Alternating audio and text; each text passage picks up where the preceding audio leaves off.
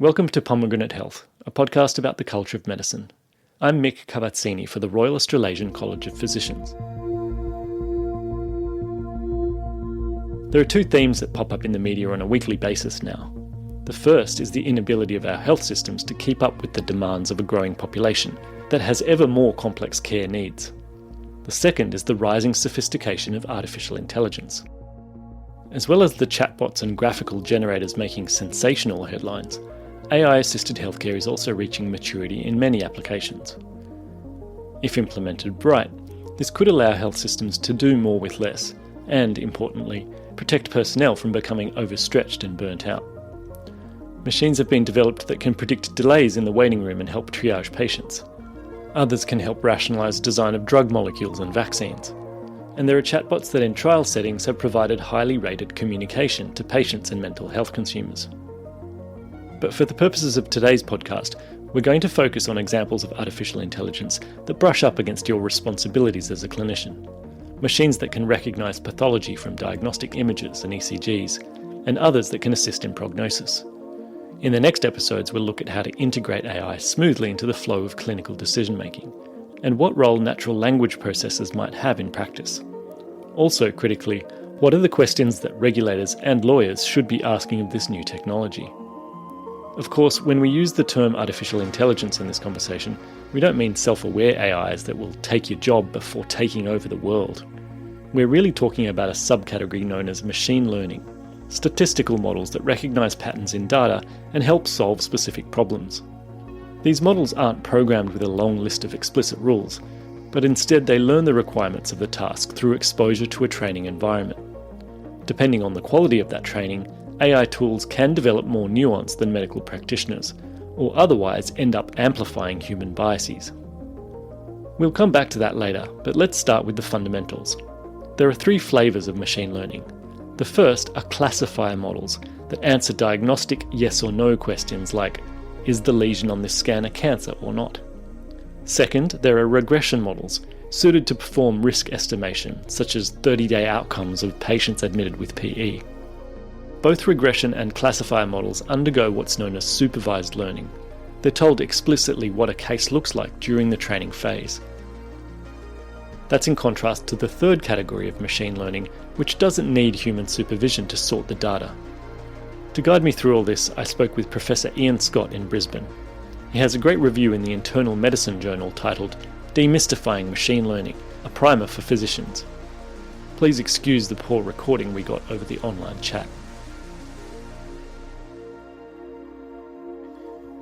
I'm Professor Ian Scott. I'm Director of Internal Medicine and Clinical Epidemiology at Princess Alexandra Hospital, and I also chair the Metro South Clinical AI Working Group and the Queensland Health Sepsis AI Working Group. And I'm Professor of Medicine at the University of Queensland. And thank you for coming back on the podcast a third time. I think that's a record.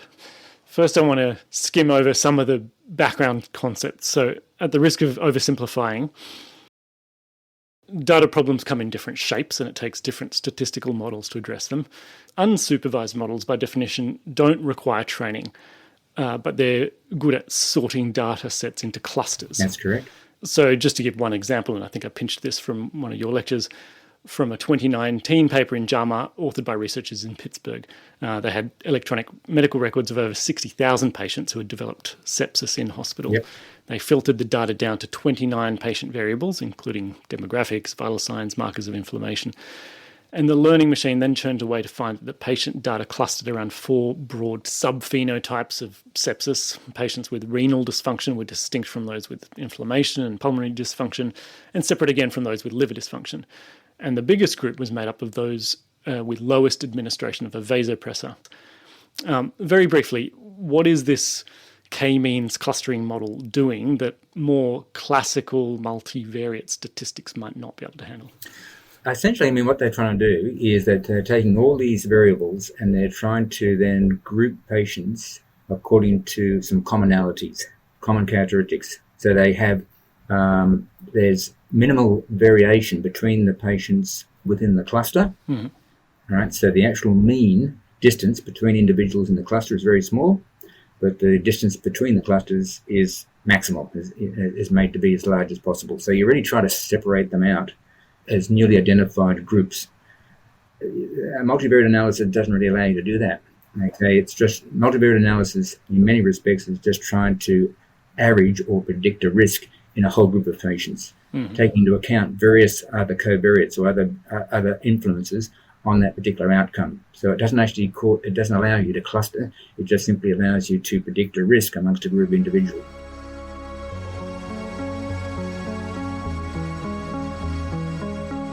Identifying subphenotypes, as we've described, could help to personalise management strategies for the most benefit. But the models themselves are more likely to be used by clinical researchers rather than practitioners making decisions in real time. We'll describe how diagnostic AIs are trained and tested in a moment, but it needs to be said that like any statistical algorithm, machine learning models have trouble finding patterns in noisy data, and this problem is amplified the more variables you expect them to deal with. To address this, you can apply reinforcement learning. This is a bit like training a dog in that you reward correct responses and penalise mistakes. As you can imagine, this speeds up training significantly and is best suited to very dynamic problems. Or you can get different models to work together to smooth over errors made by any individual algorithm. This is called ensemble learning, and there are different permutations where models are variously stacked in parallel or in series. But the big one you always hear about is deep learning. These models aren't built from classic statistical algorithms like the ones mentioned so far, but are instead loosely modelled on neurobiological architecture. There are neural networks suited to solving different types of problems, but one of the most advanced fields is computer vision. Remember those lectures back at uni on the layers of the human visual system? Photoreceptors in the retina are activated by light, and in turn they activate bipolar and ganglion neurons. Even within those few processing layers, information from adjacent visual fields is convoluted, such that downstream neurons in the thalamus are able to recognise steps in contrast.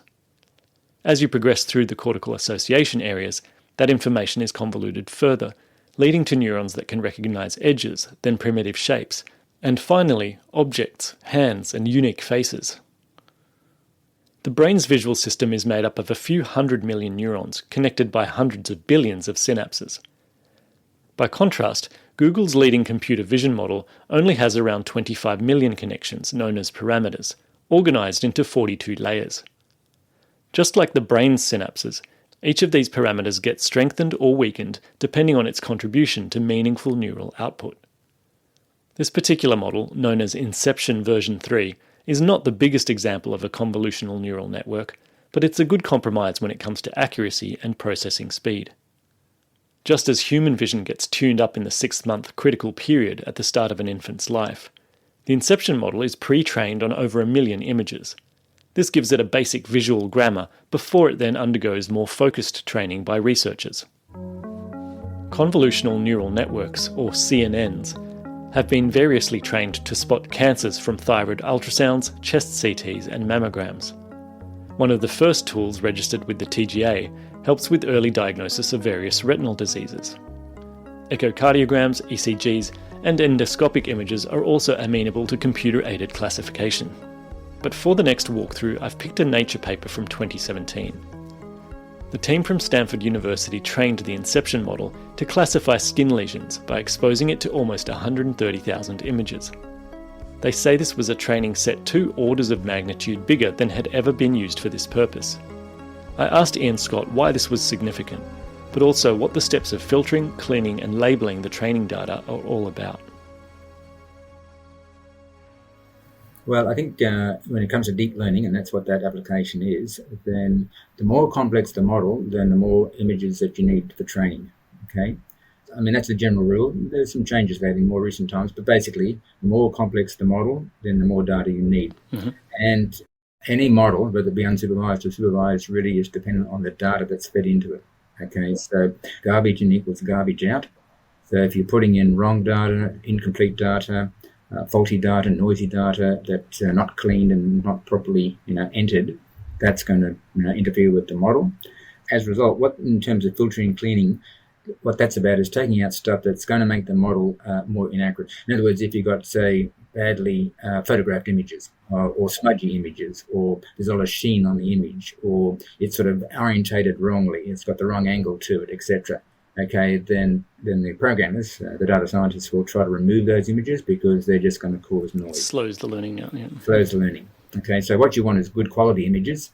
Right now, the next step, though, which is different, is labeling. So, in other words, you want to train the algorithm knowing that, okay, in this particular image, this patient had a BCC or keratinocyte or melanoma, whatever it might be. Now, who actually decides what's on that image? Well, it's the dermatologists. How do they label the image? Well, preferably what you want is you want a panel of pretty expert dermatologists, right, who look at the image independently of each other, decide what I think this is, most likely and perhaps least likely, and then you get them to come together as a group, and then you say, right, okay, here's what we sort of saw as individuals. Now we need to come to some consensus as to, well, what are we going to label this as? Definitely yes, definitely no, as to whether it's melanoma or keratinocyte, etc.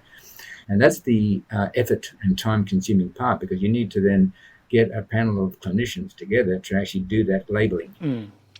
And you've sort of answered my next question. Yeah, as you say, the aim was to differentiate keratinocyte carcinomas from benign seborrheic keratoses and malignant melanomas from benign nevi.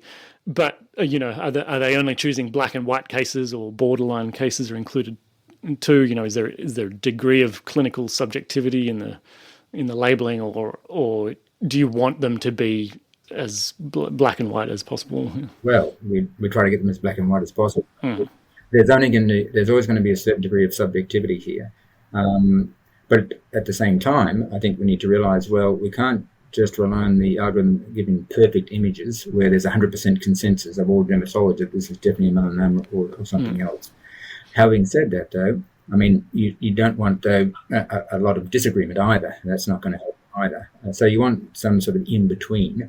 And I think this really is, again, the challenge of a lot of machine learning is that, okay, where do you draw the line at what you put in as a good quality and an agreed diagnosis versus what you don't put in? And that's why I think, again, we need to always consider that the model, in the way it's trained and developed, can then perform differently when it's in the noisy real-world situation, where then you do have images that may be of somewhat poor quality, okay, so it's not going to perform as well. And the authors, and there was noise, or at least variability in terms of the skin conditions. The authors say there were more than 2,000 labeled conditions in the image set, and the model actually built a taxonomy around the three sort of branches: benign, malignant, and non-neoplastic branches. So I guess that allowed them to see that the model was using reasoning that they could that they could share. And then to see how well the model is learning, you need to test it on data that it hasn't seen before. The authors say that a set of 50 to 100 images was enough in the testing phase.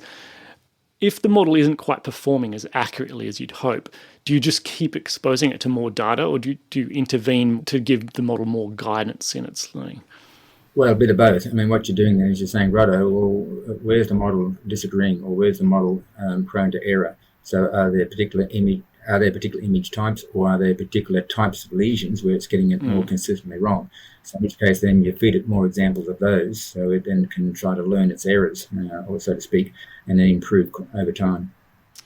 Now, during this sort of testing, you can reveal some awkward findings. The same researchers published what you might call a bloopers paper, showing that one of their models got very accurate at picking malignant lesions, but for the wrong reasons. Can you describe this paper and tell us what the clever Hans phenomenon is? Based on a German horse that was supposedly good at arithmetic. Apparently so. Well, the clever Hans phenomenon is where, okay, the model makes the right prediction, but it's using the wrong features or the wrong input data. It's using what we call metadata. So in other words, there's other things that are put into the image that the algorithm is using to make a prediction, but it's not really intrinsic to the image itself. So yes, if someone's put a pen or a marker to say, look, this is a melanoma, and they've outlined it with because it might be a serial photograph taken at one point in time and a subsequent time. And if those markings, for example, are more commonly done in people where the dermatologists are worried this could be malignant rather than benign, then it'll learn, okay, well, anything that's got a circle around it is probably going to be more likely to be a melanoma.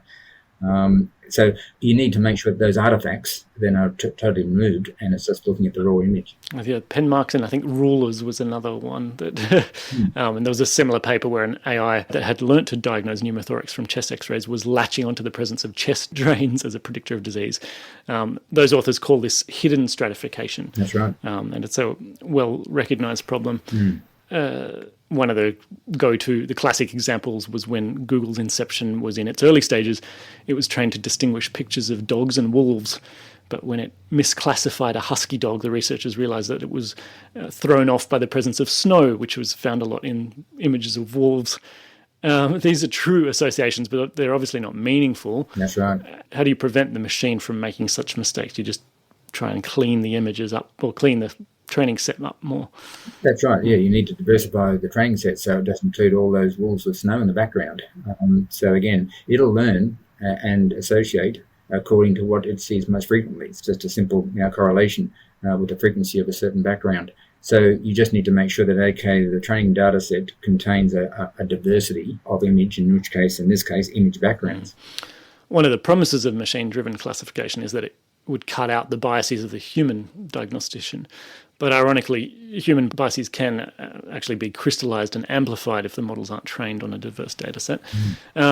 There have been some cringeworthy fails outside the medical sphere. In 2020, Google's Vision Cloud identified a white hand holding a digital thermometer as an electronic device, while a black hand with the same device was said to be holding a gun. In the same year, a black man was wrongfully arrested in Detroit on the back of a match made by facial recognition software used by police. These are better at recognising white faces than black faces. In the clinical context, how does it bode for the generalisability of this dermatology app that all the images shown in that research paper were of lesions on white skin? Well, that's right, and I think that's been borne out. In fact, no matter what type of model you're using, if your training set isn't representative of the total target population that you're looking at, in other words, you're leaving out certain racial groups, older patients, then again, you're biasing the model, because then it's going to perform well on the populations you've entered, but it's not going to perform well on the populations that aren't. And we know that a number of AI applications in dermatology didn't perform well once they were applied to people of different race and colour. In fact, I think the American College of Dermatology has put out a paper a little while ago looking at what are we going to say are the standards of images that are going to be used for AI applications. And there was a number of things technically around, as I said, quality of images, getting rid of smudges and so forth. But it was also to make sure that the representation of racial groups and different ethnic minorities is there as well.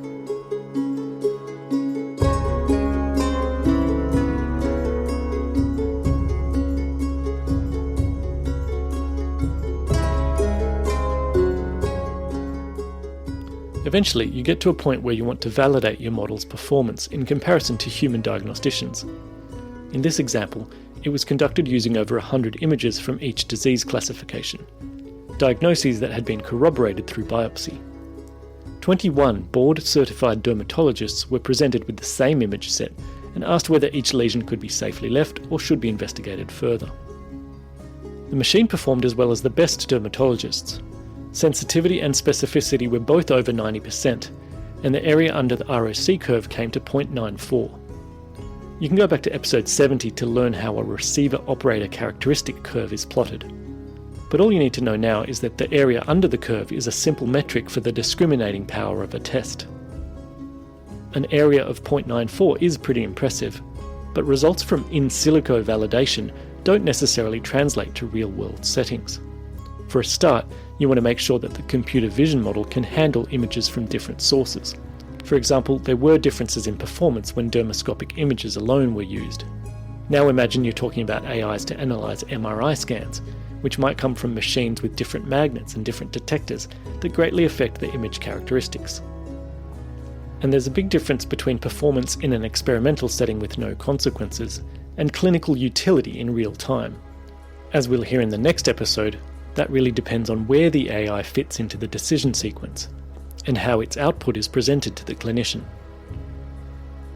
Now, only a few of you listening will be directly responsible for diagnostic imaging involving machine learning guidance.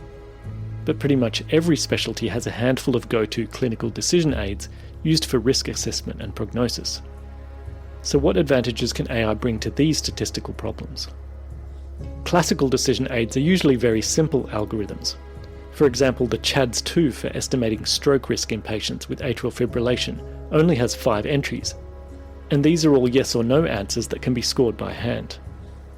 Previous history of diabetes or hypertension or age over 75 each add a point to the risk calculator. But we know already that hypertension doesn't just kick in at 130 over 80 millimeters of mercury. Population research tells us that risk of cardiovascular events increases on a pretty linear gradient over the whole range of blood pressure. But that's just looking at one variable. If you focus on those patients with diabetes, the line would likely be steeper. And in some study cohorts, it's been reported that the risk is actually on a non-linear J-shaped curve. There are more nuanced algorithms than the CHADS, like the 7-item Framingham score, which weights the risk incurred by high blood pressure even more if that's the value achieved after treatment. Similarly, cholesterol levels are bracketed into 5 tiers and then weighted differently across 5 age groups.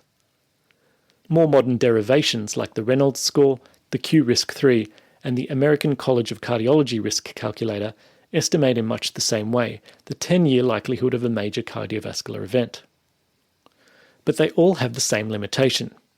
According to the authors of a 2017 paper in PLOS One, quote, "There remain a large number of individuals at risk of CVD who fail to be identified by these tools, while some individuals not at risk are given preventative treatment unnecessarily. For instance, approximately half of myocardial infarctions and strokes will occur in people who are not predicted to be at risk of cardiovascular disease. All standard CVD risk assessment models make an implicit assumption that each risk factor is related in a linear fashion to CVD outcomes. Such models may thus oversimplify complex relationships which include large numbers of risk factors with nonlinear interactions." The researchers from the University of Nottingham wanted to see if machine learning could do better at handling these messy relationships than the American College of Cardiology algorithm. On top of the 8 clinical entries into the ACC decision aid, they filtered out another 22 variables from the general practice records of 378,000 patients. All patients were free of cardiovascular disease at the baseline date, and after 10 years of follow-up, almost 7% of them had experienced cardiovascular events. The majority of the patient records were used to train 4 different machine learning models. Remember how in the earlier example we were labelling every individual image as a case or not a case? For these regression analyses, we're instead relying on accurate case coding in the electronic medical record. Around 83,000 patient records were held back for validation purposes. From that cohort, the ACC algorithm accurately predicted 63% of incident cardiovascular events. Specificity was 70%, so this gave an area under the RSC curve of 0.73 for the classical decision aid. All 4 of the machine learning models did significantly better than this, with some close competition between the logistic regression model and a gradient boosting ensemble. But the winner was a neural network that had an area under the curve of 0.76. I asked Professor Scott how significant a 0.03 improvement in predictive performance would be in the context of 10-year cardiovascular risk. Yeah, it's not a huge increase, but it's certainly significant. Mm-hmm. I think once you're getting differences in the area under the curve of about 0.05 or more, that starts to become clinically useful. I mean, it's certainly reclassified up to about 7.6% of patients into a different group. So that is clinically meaningful, particularly when you're applying it to a very large population. Yeah. So certainly then the actual numbers of people involved starts to become significant. Surprisingly, the top 10 risk factors driving the prediction made by the neural network were quite different from those that feed the American College of Cardiology algorithm. Only gender, age, and smoking status made it onto both lists. The AI considered atrial fibrillation, kidney disease, and corticosteroid use to be important drivers, but downplayed classic variables like cholesterol and treated blood pressure and diabetes status. Is this telling us something we didn't know before about cardiovascular risk? I think some of those things, some of those factors that the model picked up, we were sort of aware of, but it hadn't actually been sort of really quantified and fully integrated into the Framingham formula. I mean, we need to remember, okay, who actually invented the Framingham formula? Well, it was the people back in Framingham in the 1960s. What information did they have available? Yeah. It was the factors they thought were significant, and also that they could measure fairly reliably in every individual. and they had good measures of that. They were objective data in terms of blood pressure, age, sex, etc.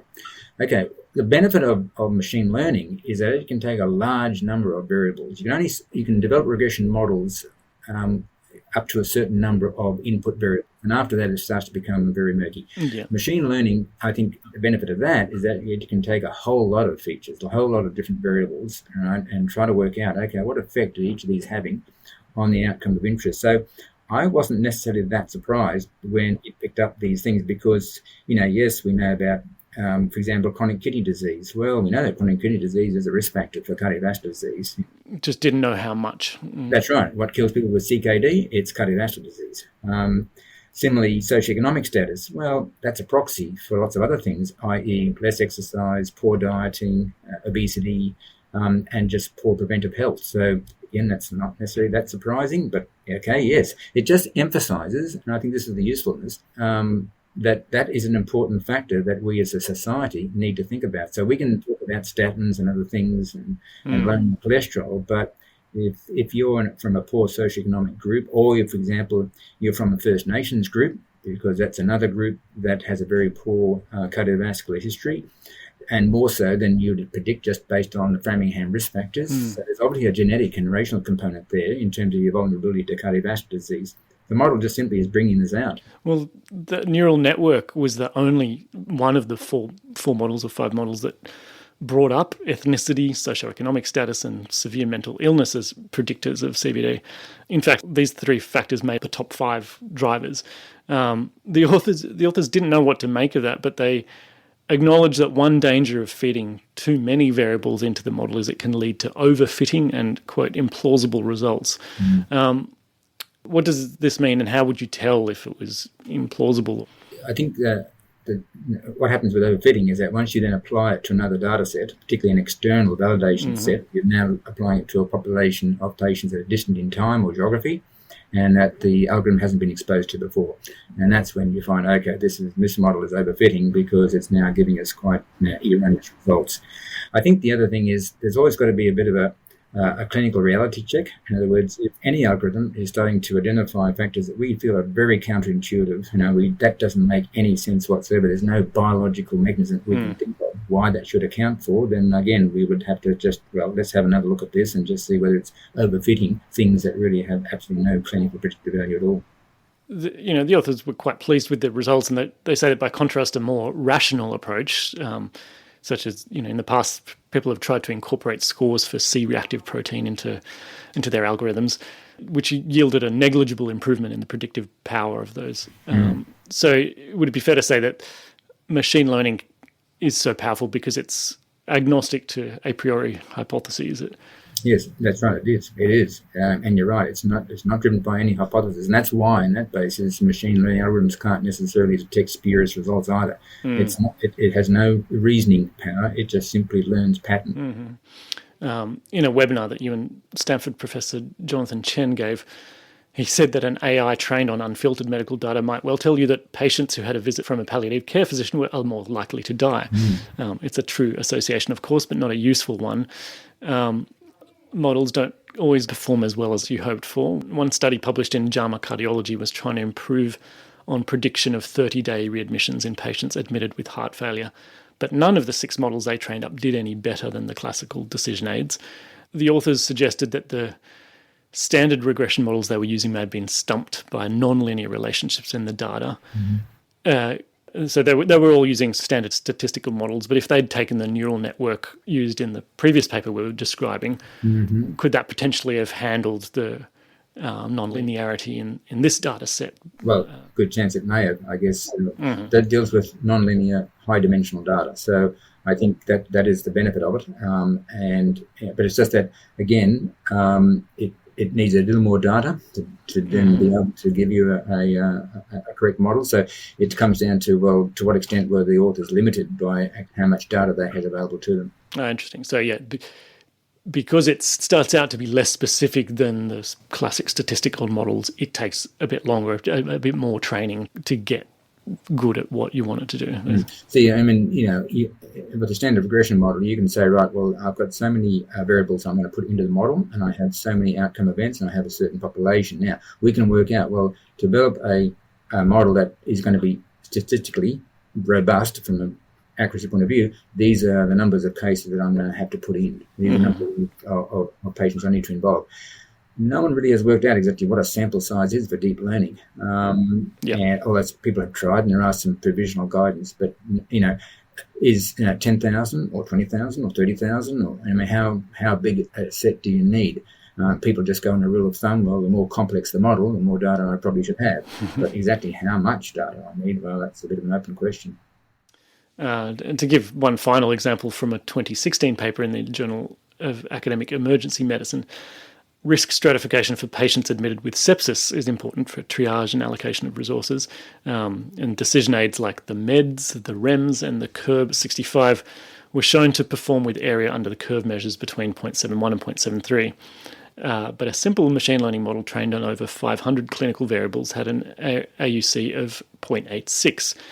The authors reckoned that this would have meant 370 additional patients correctly identified in a year by the Yale University Health System. I notice, compared to the classifier models we were talking about before, the benchmark comparison now is no longer does the AI perform as well as a human diagnostician, but does the AI perform as well as a classical decision aid? You could also argue, well, first of all, does the decision aid, even before we sort of then use the deep learning method, does the decision aid actually do better than a gestalt judgment? Yeah, right. And having said that, there was a recent review that I've looked at that showed that, in fact, a lot of these decision rules aren't much better than clinical judgment. Oh, wow. Yeah, so I think we just need to keep that in mind, that before we get too saying, we can always do better than the clinician. Well, perhaps in some cases you can't. But also, a lot of clinicians don't use decision aids. Now, you've referred to MEDS and REMS and CURB-65. Well, we did a study here in this hospital of people coming in with pneumonia, and CURB-65 was not consistently used. Okay, so people were making their own gestalt judgment as to whether the patient needed to be admitted and what antibiotics, etc., they need to be given. So we need to just keep that in mind. I think the second thing is that, okay, what we should be doing in most of these studies is comparing the model against best clinical judgment. Yeah.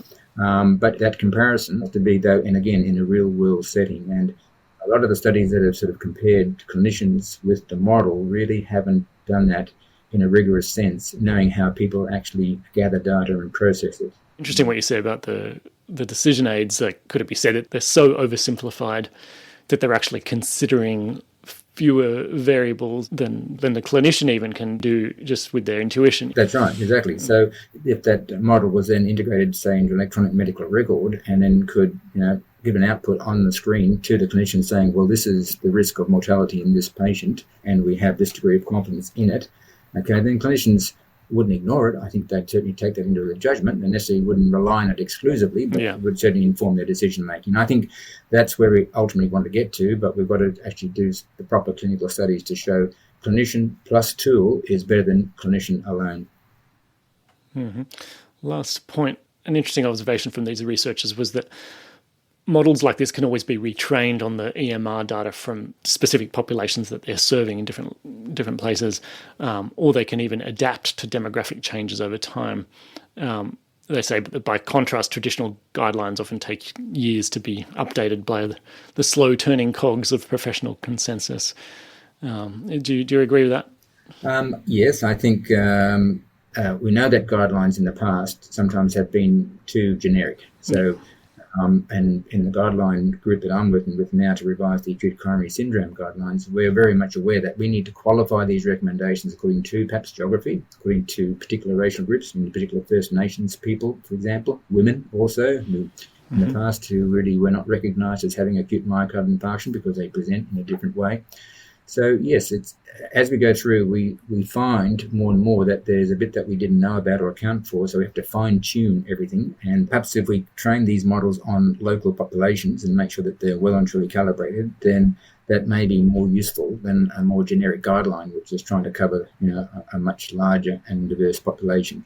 Over the life cycle, how do we make sure this model continues to keep up with changes in demographics, changes in clinical practice, changes in the way we actually diagnose and treat patients so that it still remains accurate? in a population that we're treating. So no matter what you're talking about, guidelines and machine learning models, we've got to continue to fine-tune and continue to update them.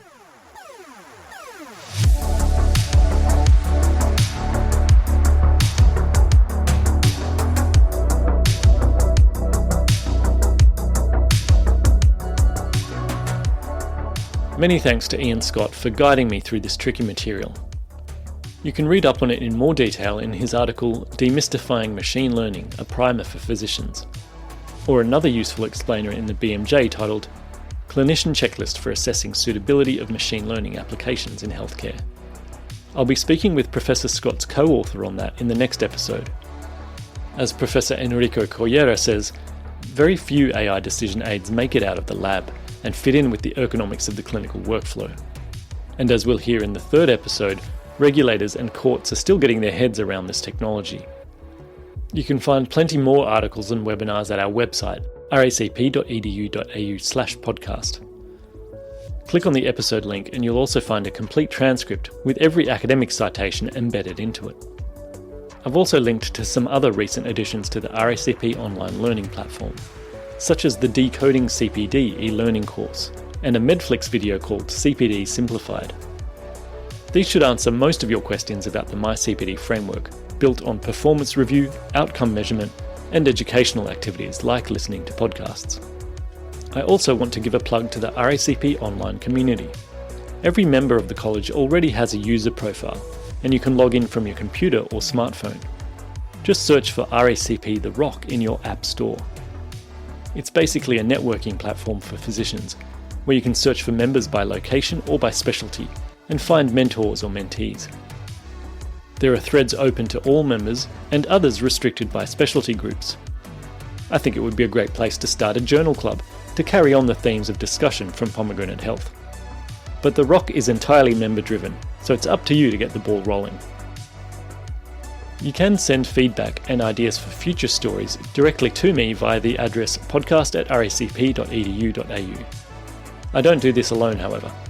There's a group of members and fellow travellers who generously vet these podcasts before you hear them.